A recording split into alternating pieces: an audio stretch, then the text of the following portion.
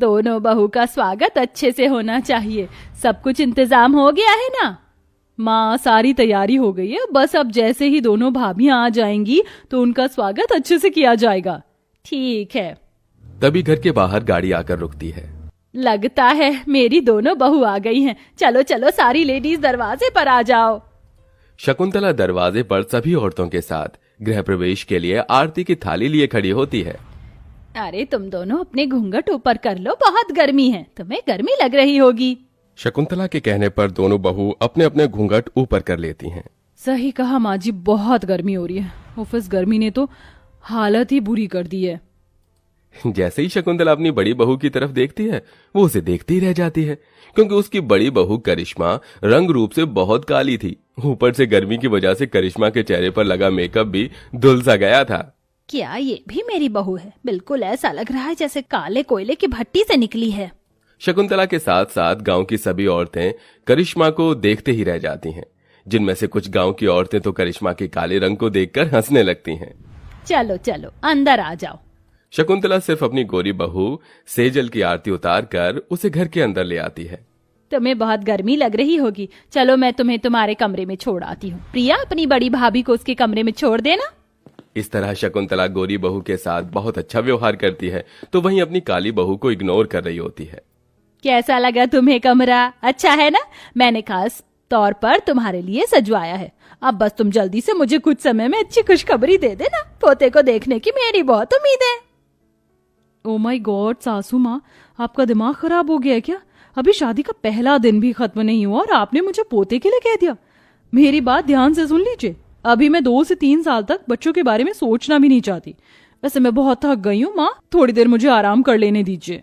शकुंतला सेजल की आवाज सुनकर कमरे से चली जाती है, जिसके बाद वो अपनी काली बहू के कमरे में जाती है और अपना सारा गुस्सा उसी के ऊपर निकाल देती है।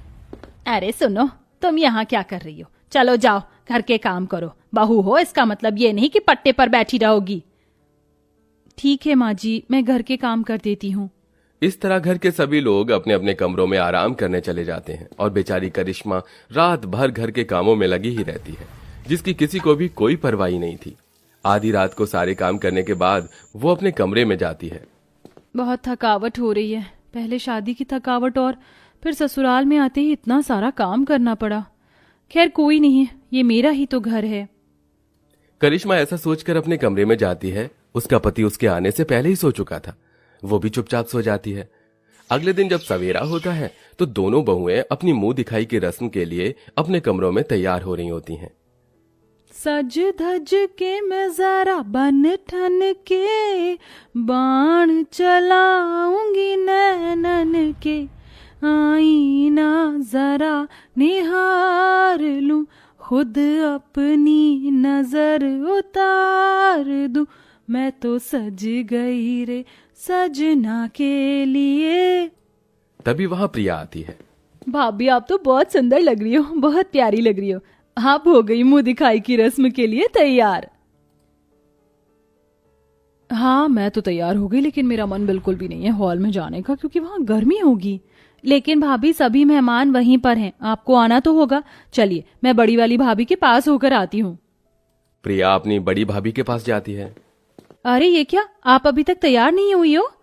हाँ बस तैयार हो गई हूँ, चलो चलते हैं मुंह दिखाई की रस्म के लिए। तभी शकुंतला आती है।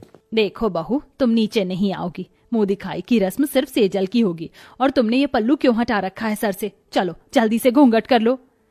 माँ जी, आप मेरा घूंघट किससे करवा रही हो? हमारे खानदान की बहुएं लंबा घूंघट करके रहती हैं और तुम्हें भी लंबा घूंघट करके ही रहना है, ठीक है ना? वैसे भी तुम घर की बड़ी बहू हो। और सुनो, कमरे से बाहर मत आना जब तक शाम नहीं हो जाती और सारे मेहमान अपने घर नहीं चले जाते।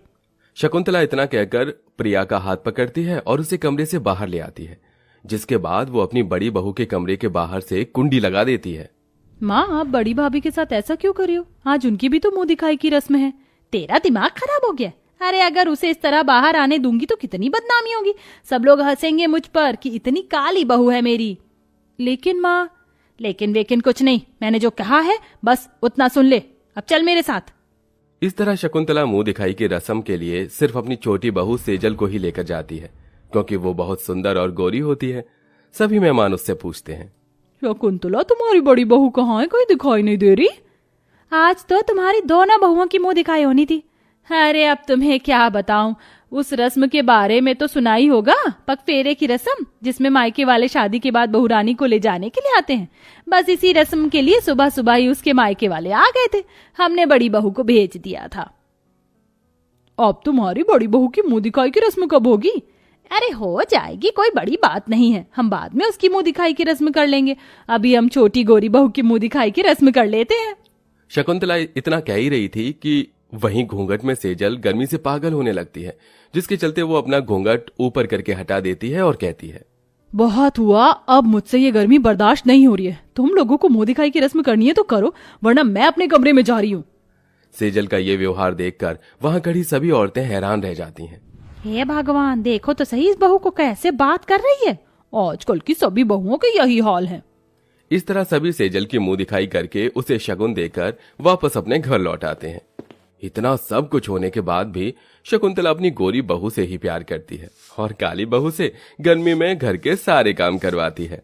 आजकल तो घर में साफ सफाई भी दिखाई नहीं देती। अरे तुम खुद तो काली पीली हो, घर में कम से कम साफ सफाई तो करके रखा करो। और मैंने कितनी बार कहा है तुम्हें कि हमेशा अपने सर पर ये पल्लू रखा करो, घूंघट के बिना तुम नहीं रह सकती। माँ जी, मैंने घूंघट ही किया हुआ था, बस गर्मी बहुत ज्यादा लग रही थी इसलिए थोड़ी देर के लिए हटाया था। इतना कहकर करिश्मा फिर से घूंघट कर लेती है और घर के कामों में लग जाती है। उसी दिन शकुंतला की तबीयत अचानक से खराब हो जाती है। हे भगवान, मेरे पेट में क्या हो गया है? बहुत दर्द हो रहा है, कोई मुझे हॉस्पिटल लेकर चलो।